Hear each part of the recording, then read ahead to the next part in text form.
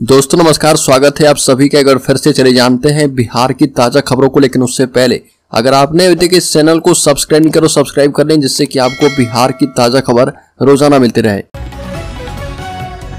सबसे पहली बड़ी खबर, आरके सिंह ने बिहार सरकार पर साधा निशाना। कहा कि बिहार में केवल हत्या, लूट और डकैती। आरा शहर के धनुपुरा में देर शाम एक निजी कार्यक्रम के दौरान आरा के सांसद सह केंद्रीय मंत्री आरके सिंह पहुंचे और यहां पर उन्होंने बिहार सरकार पर हमला किया। आरके सिंह ने बिहार के मुख्यमंत्री नीतीश कुमार और उप मुख्यमंत्री तेजस्वी यादव पर तंज कसा। केंद्रीय मंत्री ने कहा कि बिहार में आए दिन हत्या होती रहती है। इसी क्षेत्र में करीब 4-5 महीने पहले 14-15 घंटे गोली चली थी और कितने लोग मारे गए थे। अगली खबर की बात करें तो शारदीय नवरात्रि के महाअष्टमी पर माता महागौरी की पूजा हुई और मुख्यमंत्री नीतीश कुमार सुबह सुबह पटना सिटी स्थित पटन देवी और शीतला मंदिर पहुंचे। मुख्यमंत्री ने अगम कुआं स्थित शीतला माता मंदिर, शक्तिपीठ बड़ी पटन देवी और छोटी पटन देवी मंदिर में पूजा की। इस दौरान बिहार की खुशहाली की प्रार्थना की गई। शीतला मंदिर के पुजारी अनिल कुमार ने बताया कि मुख्यमंत्री सुबह ही 8:55 पर पहुंच गए थे और 15 से 20 मिनट तक पूजा की। बड़ी खबर, आरा शहर में बालूघाट गोलीकांड मामले में प्राथमिकी की गई दर्ज। चांदी थाना क्षेत्र के खनगांव में बालूघाट पर आपसी वर्चस्व और रास्ते के विवाद में दो गुटों के बीच फायरिंग मामले में भोजपुर पुलिस की जांच तेज हो गई है और घटना की जांच को लेकर फॉरेंसिक एक्सपर्ट की टीम भी खनगांव पहुंची, जहां टीम ने बालूघाट से ब्लड सैंपल और खोखे को लेकर आई है।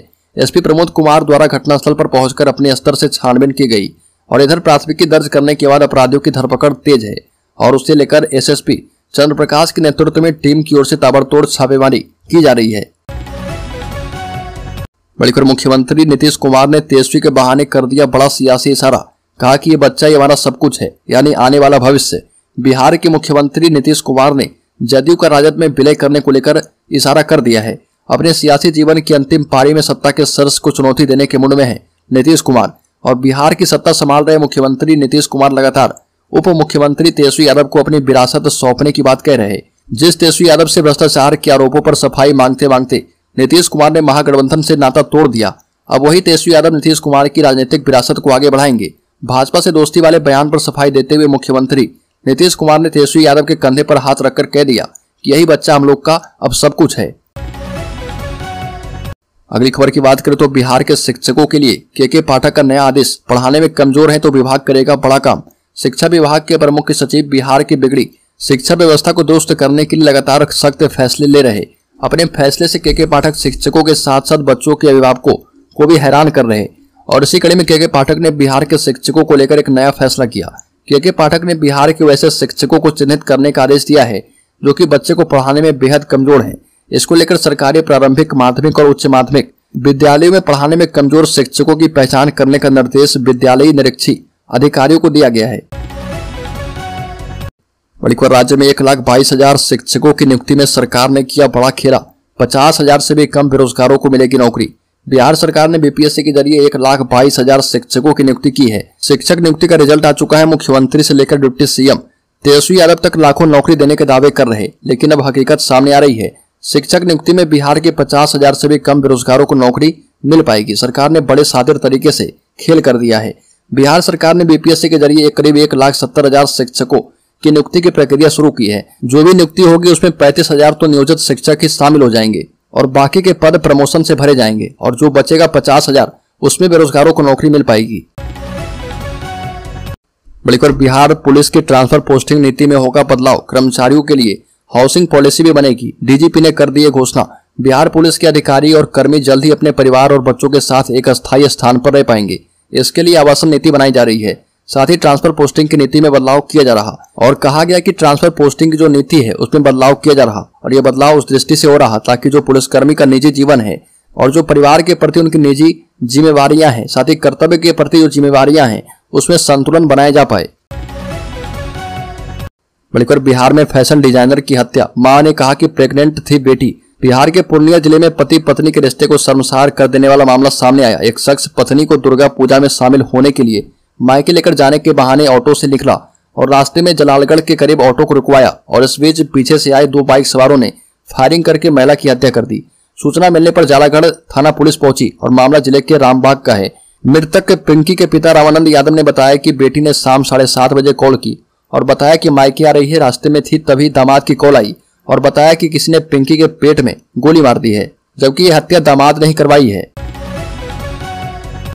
बल्कि बिहार में वायु प्रदूषण पर चिंता बढ़ गई है। पराली जलाने की मनाही, सरकार ने किसानों से अपील की है। बिहार में ठंड की दस्तक के साथ ही वायु प्रदूषण को लेकर चिंता बढ़ गई है।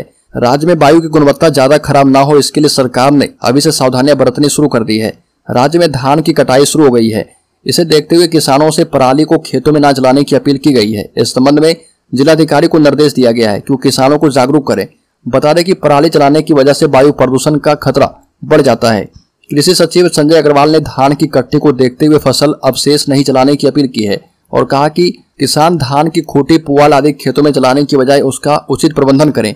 किसान सलाहकारों और कृषि समन्वयकों को निर्देश दिया कि गांव-गांव जाकर किसानों से मिलें और उन्हें जागरूक करें। डीएम इसकी लगातार मॉनिटरिंग करेंगे और कृषि महाविद्यालयों और विश्वविद्यालयों को भी प्रशिक्षित करने का निर्देश दिया गया है। बल्कि बिहार के किसानों के लिए खुशखबरी है। दरअसल राज्य के 2 चीनी मिलों को केंद्र सरकार से बड़ी सौगात मिली है। चंपारण के सुगौली और लौरिया चीनी मिल में अब मक्की और ब्रोकन राइस से भी इथेनॉल का उत्पादन हो पाएगा। गन्ने के सीजन में 4 महीने गन्ना से और उसके बाद 6 महीने मक्का और ब्रोकन राइस के जरिए इथेनॉल का निर्माण होगा। चंपारण के किसानों की समृद्धि के लिए केंद्र सरकार की यह अच्छी पहल मानी जा रही है। इथेनॉल निर्माण की दिशा में 168 करोड़ रुपए केंद्र सरकार की ओर से इस योजना के लिए आवंटित किया गया है। साथ ही साथ एचपीसीएल बायोफ्यूल्स को इसकी जिम्मेदारी सौंपी गई है। पश्चिम चंपारण के सांसद और बीजेपी के पूर्व प्रदेश अध्यक्ष रहे डॉक्टर संजय जायसवाल ने बेतिया में इस बात की जानकारी दी है। बल्कि बिहार में नीतीश लालू की कास्ट पॉलिटिक्स का बीजेपी ने खोज लिया काट। 82% आबादी पर भाजपा की पैनी नजर है। बिहार में पहली बार होगा जब लोकसभा चुनाव में नीतीश तेजस्वी की जोड़ी साथ होगी और इस जोड़ी ने 2015 के बिहार विधानसभा चुनाव में धमाल मचाया था। भाजपा दूसरे राज्य में जहां समीकरण बिठाते हुए सरकार बनाई जा रही थी, वहीं बिहार में उनकी बनाई सरकार गिर गई।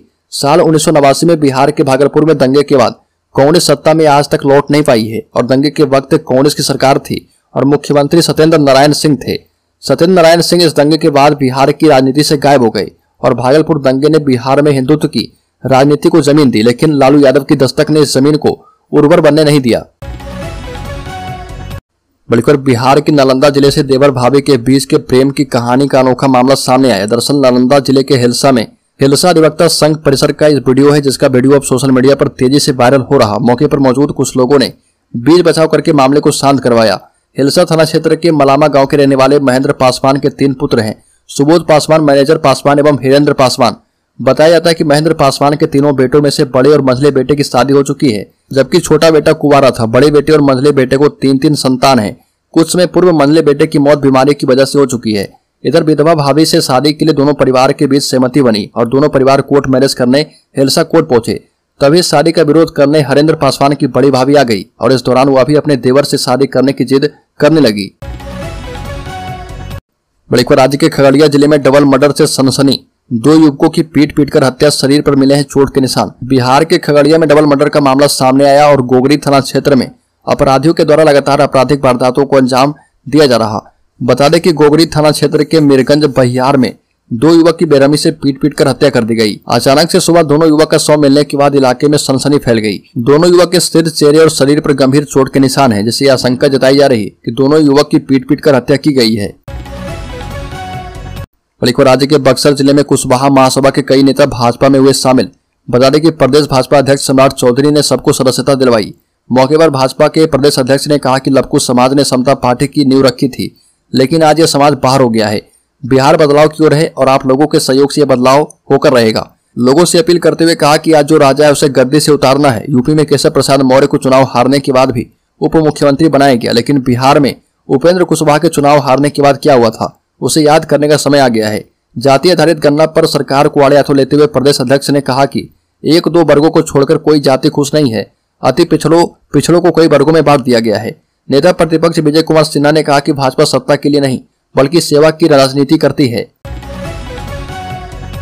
बल्कि बिहार कांग्रेस के प्रदेश अध्यक्ष अखिलेश सिंह ने सीएम नीतीश कुमार के बयान का समर्थन किया और कहा कि नीतीश कुमार जब एनडीए में थे तब 2020 विधानसभा चुनाव हम लोग तेजस्वी यादव के नेतृत्व में लड़े और उन्हें मुख्यमंत्री मानकर चुनाव लड़े थे और यही बात नीतीश कुमार जी बोल रहे। इसमें नया क्या है? तेजस्वी को लेकर वो तो पहले भी बोल चुके हैं। हालांकि बीजेपी ने पलटवार करते हुए कहा कि बिहार का उत्तराधिकारी जनता तय करेगी। बल्कि राज्य में सिपाही भर्ती पेपर लीक मामले में जांच जारी है। पेपर लीक करने या कराने से जुड़े कई कोचिंग संस्थानों की जांच होगी। पटना समेत अन्य शहरों के कई नामी कोचिंग संचालक संदेह के घेरे में हैं। ईओयू ने इन संस्थानों की लिस्ट तैयार कर ली है। कोचिंग संस्थानों की गतिविधियों की सघनता से जांच चल रही है। इसके लिए ईओयू ने 23 सदस्यों की टीम बनाई है। इस टीम को खुद ईओयू के डीआईजी मानवजीत सिंह ढिल्लों कर रहे और इस बात की जानकारी खुद ईओयू के डीआईजी ने दी है। ईओयू के डीआईजी मानवजीत सिंह ढिल्लों ने बताया कि जब इस मामले में कई साक्ष्य सामने आए हैं, पेपर लीक मामले में कई बड़े कोचिंग संस्थानों के संलिप्तता की पुख्ता जानकारी मिली है। इसी आधार पर पटना समेत पूरे राज्य के 1.5 दर्जन कोचिंग संस्थानों को चिन्हित किया गया है। साथ ही पहले के पेपर लीक मामले में शामिल संस्थानों की भी लिस्ट तैयार कर ली गई है। इन संस्थानों की गतिविधियों की जांच की जाएगी।